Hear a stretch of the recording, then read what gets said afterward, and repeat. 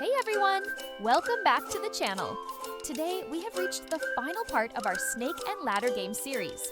In this part, we will focus on refining and perfecting our game, making sure everything runs smoothly for the best experience. Before we dive into today's tasks, I have a quick but crucial correction from part 3. There was a small mistake in our logic that needs to be fixed. Previously, we placed the if condition for climbing ladders and falling down snakes inside their Pete dice roll loop. This caused an issue.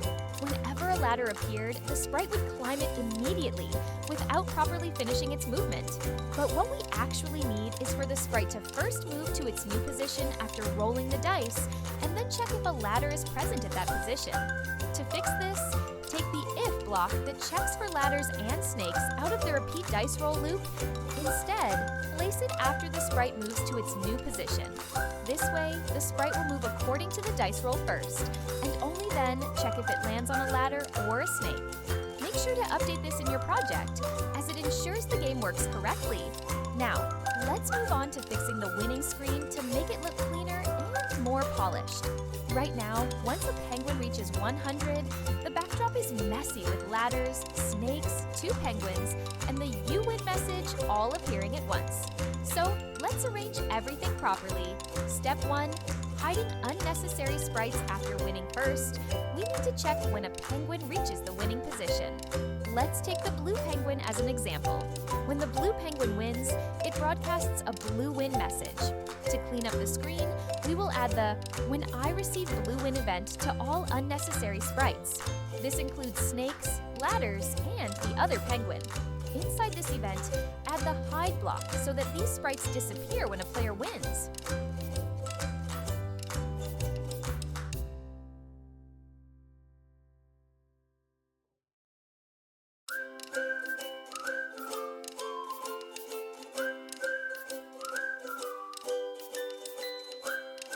Repeat the same process for the black penguin by adding a "When I receive black win" event and hiding the unnecessary sprites.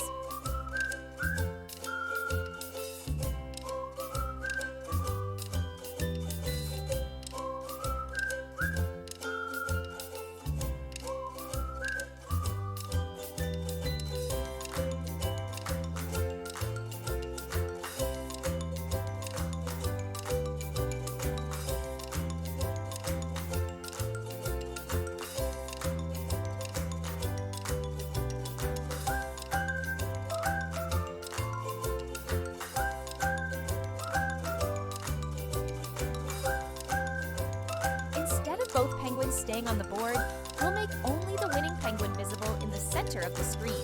Go to the blue penguin script and add a "When I receive blue win" event.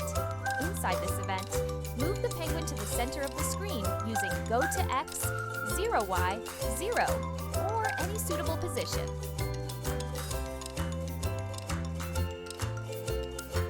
Set the size to 100% using the set size to 100% block.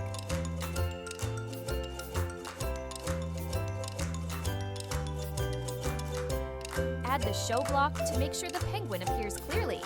Now, do the same for the black penguin. If black wins, move it to the center, set its size to 100%, and show it.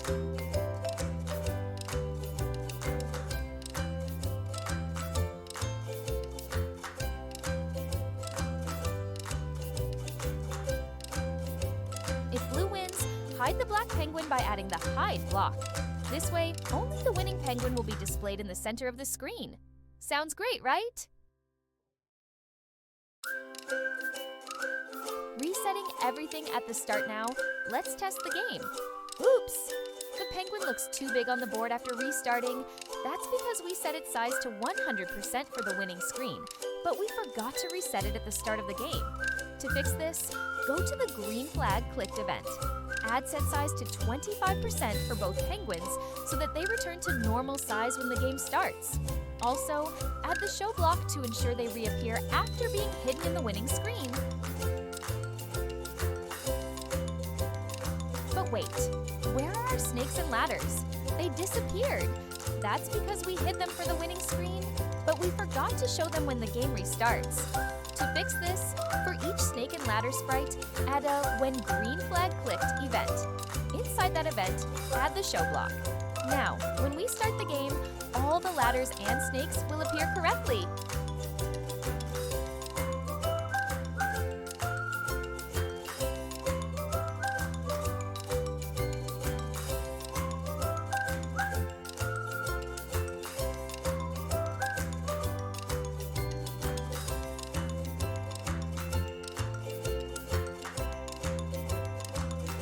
Alright, Super Coders! Now that we've made all the necessary changes, let's test our game one last time. Everything should now work perfectly. Checkmark. The dice roll works correctly. The penguins move properly and use the ladders at the right time. The winning screen looks neat, with only the winning penguin showing. The game resets properly when we click the green flag. And with that, our snake and ladder game is complete. If you enjoyed this series, don't forget to like, share, and subscribe to our channel for more exciting Scratch game tutorials. Let me know in the comments what game you'd like to build next. See you in the next video. Happy coding!